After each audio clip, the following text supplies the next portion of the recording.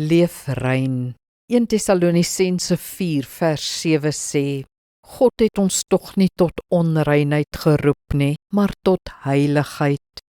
Seksuele ontrou is in ons kultuur veel makliker as vroeër. Ons wêreld is immers totaal geseksualiseer. Seks is alledaags in ons gesprekke en op ons skerms. Pornografie is vrylik beskikbaar op elke selfoon en 'n buitengewone probleem. Volgens opnames het 75% tieners al pornografie gesien, sommige al vandat hulle 13 is, en 50% kyk gereeld daarna, ook meisies. Dit skep egter 'n verdraaide en verontmenslike beeld oor seks, lei tot verslawing en is soms werklik traumaties en skadelik vir jeugdiges.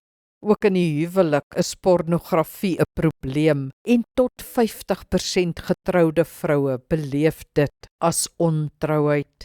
Ons wêreld is goddeloos, sedeloos en verdorwe. Al klink dit preuts om dit te sê, onthou, onreinheid is nie God se wil vir jou nie, maar heiligheid.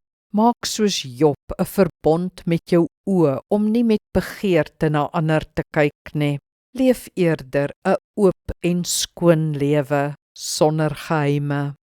Kom ons bid saam. Hemelse Vader, die kultuur en wêreld om ons maak dit moeilik om vir U te leef. Sy sonde en onreinheid wil op ons afsmeer.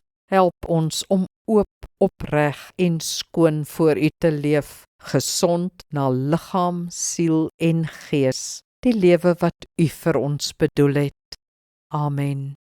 Die Here seën jou.